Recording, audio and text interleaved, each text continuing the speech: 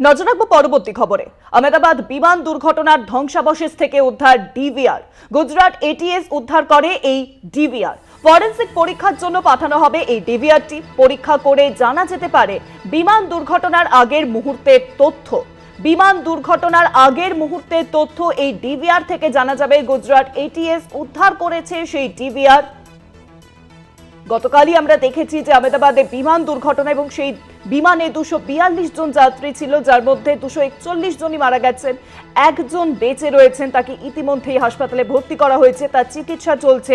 আর এবার জানা যাচ্ছে আহমেদাবাদে বিমান দুর্ঘটনার ধ্বংসাবশেষ থেকে উদ্ধার হয়েছে ডিভিআর। গুজরাট এটিএস উদ্ধার করে এই ডিভিআর। ये डीवीआर है। डीवीआर अंदर का मैक्स का नहीं, वो देखना पड़ेगा कि कौन सा है। मलबे में से निकला है। मलबे में से निकला है। सर और क्या क्या निकला है? डीवीआर है, ये डीवीआर है। मलबे में से निकला है? नहीं, वो मलबे में से निकला है। प्लीज प्लीज, ये काम नहीं है। नहीं, ये मेरा काम नहीं है, ये दूसरा काम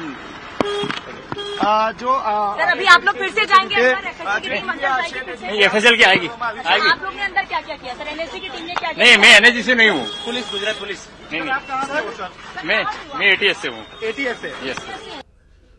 আহমেদাবাদে বিমান দুর্ঘটনা, গতকাল সেই বিমান দুর্ঘটনা হয়। আর এই বিষয়ে আরো জানবো। নিউজরুমে এখন সঙ্গে রয়েছেন আমাদের প্রতিনিধি অরিত্র ঘোষ নিউজরুম থেকে। অরিত্র, যেটা সামনে আসছে যে বিমান দুর্ঘটনা হয় এবং সেই ধ্বংসাবশেষ থেকে উদ্ধার হয়েছে একটি ডিভিআর, কি জানা যাচ্ছে?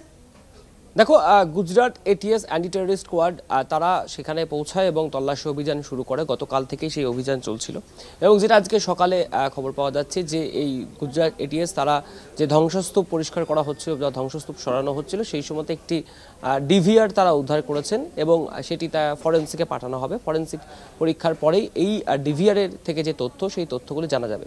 ডিভিআর কি কাজে লাগতে পারে? দেখো, বিমানের মধ্যে যে সমস্ত সিসিটিভি ক্যামেরা ইনস্টল করা ছিল বা যে সমস্ত সিসিটিভি ক্যামেরা অ্যাক্টিভ ছিল, সেই সিসিটিভি ক্যামেরাতে যা যা রেকর্ড হয়েছে, যা যা তথ্য ভিডিও যেগুলি পাওয়া গেছে, সেটি এই ডিভিআরই মূলত রেকর্ড হয়ে থাকে।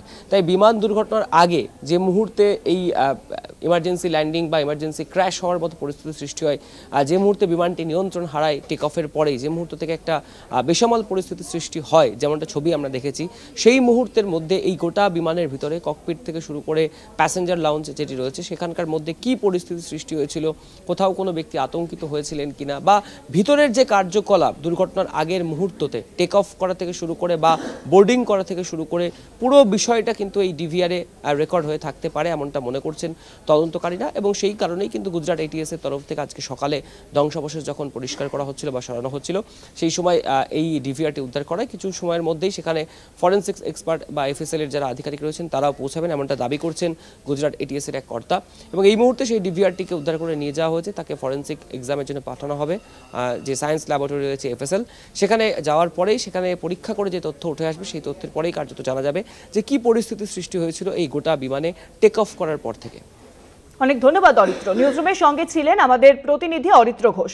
অর্থাৎ গুজরাট এটিএস এবার উদ্ধার করেছে বিমান দুর্ঘটনার ধ্বংসাবশেষ থেকে একটি ডিভিআর এবং সেই ডিভিআর ইতিমধ্যেই ফরেনসিক পরীক্ষার জন্য পাঠানো হয়েছে। পরীক্ষা করে জানা যেতে পারে বিমান দুর্ঘটনার আগের মুহূর্তের তথ্য, ঠিক কী কারণে দুর্ঘটনাটি ঘটেছিল সেই আগের মুহূর্তের তথ্য এই ডিভিআর থেকেই জানা যাবে এবং ফরেনসিক পরীক্ষার জন্য ইতিমধ্যেই পাঠানো হয়েছে।